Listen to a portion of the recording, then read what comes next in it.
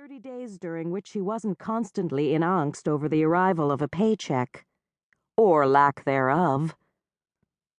The sun continued to beat down on Tara as she walked the length of the pier. Behind her, the sharp, craggy cliffs were cast in shadow. Out in front, the surf continued to pound the beach, shuddering the pier beneath her feet.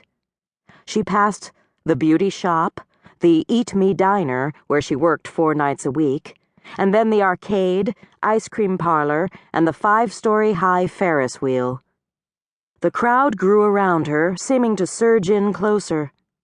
It was as if the entire state of Washington had showed up for the Summer Arts and Musical Fest, but that wasn't a surprise to Tara.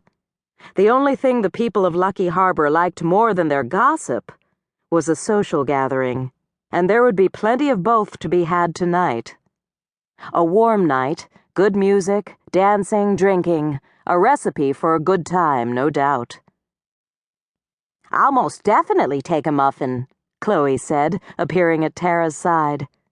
At 24, Tara's sister was the baby of the family, and as such, had inherited all the free-spiritedness, aka wildness, of their mother, Phoebe Traeger. Chloe wore snug, hip-hugging cargo shorts and a sunshine yellow tank top that required sunglasses to look at. Her glossy, dark red hair was streaked with twin hot pink highlights, one down each temple, the rest cascading down her back in a perfect disarray of waves to give her a just-out-of-bed look. She could have been a cover model. Well, except for the fact that she was 5'3" in her high tops and had absolutely no discipline nor inclination to follow instructions. Chloe was freshly back from a 2-month trip, traveling through Miami Beach's high-end hotel spas, where she'd put her esthetician license to good use while fine-tuning her own natural skincare line. And probably also finding trouble, as was Chloe's habit. Tara was just glad to have her back in Lucky Harbor. She'd worried the entire time Chloe had been gone. It was a lifelong thing for Tara, worrying about her troubled baby sister. Chloe, looking tan and happy and sporting a new Chinese symbol tat on the inside of her wrist that she'd refused to translate, bit into a muffin and let out a heartfelt moan. "Damn, Tara, these rock! Can you tell me something?" "If you're going to ask me if these muffins are low-fat," Tara said, "you should know I'm running out of places to hide all the dead bodies." Chloe laughed. "No, I can feel my arteries clogging even as I swallow, and I'm good with that." She licked the crumbs off her fingers. "Just wanted to know if you noticed Ford making his way toward you." Tara turned to follow Chloe's gaze and felt her breath catch. Ford Walker was indeed headed her way, moving sure and easy, his long-legged stride in no hurry, which was a good thing, as he was stopped by nearly everyone that he passed.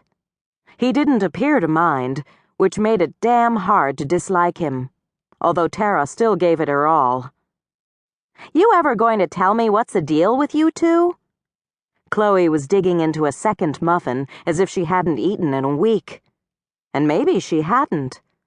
The perpetually broke Chloe never seemed to worry about her next meal. "There's no deal with me and Ford." Chloe's low laugh rang in Tara's ears, calling her out for the liar she was. "You know what you need?" Tara slid her a look. A trip to some South Pacific island with no sisters named Chloe? Maybe for Christmas. For now, you need to relax. More yoga, less stress." "I'm plenty relaxed."